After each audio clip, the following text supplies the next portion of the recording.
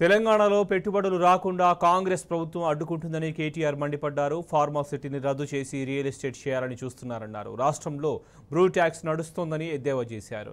కాంగ్రెస్ దందాకు భయపడి వచ్చిన కంపెనీలు వెనక్కి వెళ్లిపోతున్నాయని చెప్పారు. ప్రైవేట్ సెక్టర్లో తెచ్చిన పరిశ్రమలు ఇవాళ వాటికి కూడా పాతరేస్తా ఉన్నాడు ఈ ముఖ్యమంత్రి ప్రభుత్వం. అక్కడ బాధ అనిపిస్తున్నది.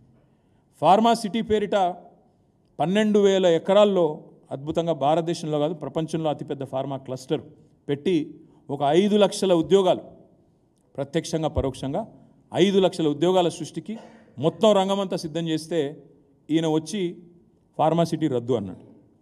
అక్కడ రియల్ ఎస్టేట్ చేస్తారట. ఫార్మాసిటీ రద్దు చేసి రియల్ ఎస్టేట్ చేస్తా అని చెప్పి ఈ ముఖ్యమంత్రి చెప్తా ఉన్నాడు. ఇంకా దారుణం, బిల్డర్ల మీద ట్యాక్స్లు వేసి, ఇప్పుడు ನೀವು వింటున్నారు, మీరు నేను అందరం వింటున్నాం. ఒకటి బి ట్యాక్స్ అట, బట్టి ట్యాక్స్, ఆర్ ట్యాక్స్ అట, రేవంత్ ట్యాక్స్ మరి రాహుల్ ట్యాక్స్ తెలియదు, యూ ట్యాక్స్ అట, Uttam tax, B tax, R tax, U tax, Bru. ఇదివరకు బ్రూ కాఫీ ఉండే, ఇప్పుడు బ్రూ ట్యాక్స్ వచ్చింది తెలంగాణలో. ఇది కూడా అన్ని అనధికార ట్యాక్సులు, జిఎస్టీ, వ్యాట్, ఎస్జిఎస్టీ లెక్క బ్రూ ట్యాక్స్. అదొకటి కొత్త ట్యాక్స్ వచ్చింది. పాపం బిల్డర్లను సావగొడుతున్నారు.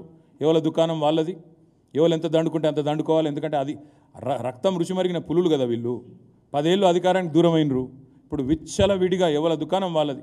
రేపో మాపో ఎక్సైజ్ దుకాణం కూడా తెరుస్తారు. జూపల్లి కృష్ణారావు దుకాణం ఇంకోటి చాలా అవుతుందని చెప్తున్నారు. మరి చూడాలా. నేనేమన్నా అంటే ఈ బ్రూ ట్యాక్సులు దీనివల్ల ఏమవుతుంది? ఎవరి పాటికి వాళ్ళు పెట్టుబడిదారుల మీద దాడి చేస్తే నిర్మాణ రంగం కుదేలవుతున్నది. వాళ్ళు అడగండి, హైదరాబాద్లో ఏ బిల్డర్ని అడగండి, 5 నెలల్లో బిల్డింగ్ పర్మిషన్లు బంద్ అయినాయండి. ఎందుకు బంద్ అయినాయి?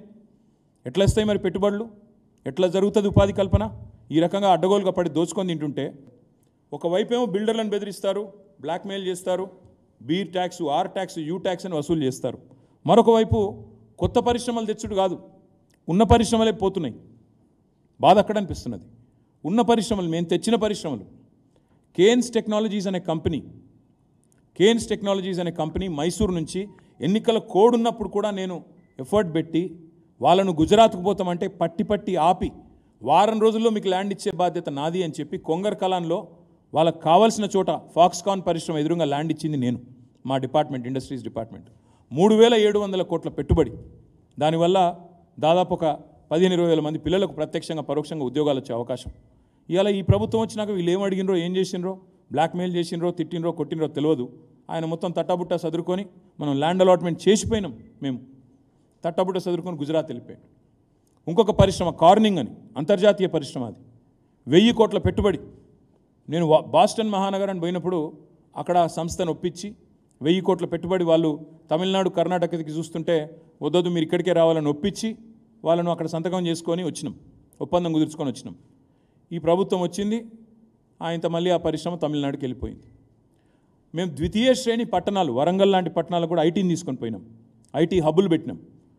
నల్గొండలో, మహబూబ్ నగర్లో, ఖమ్మంలో, వరంగల్లో, కరీంనగర్లో, నిజామాబాద్లో, సిద్దిపేటలో, ఇవన్నీ చోట్ల, ఆదిలాబాద్లో నిర్మాణంలో ఉంది.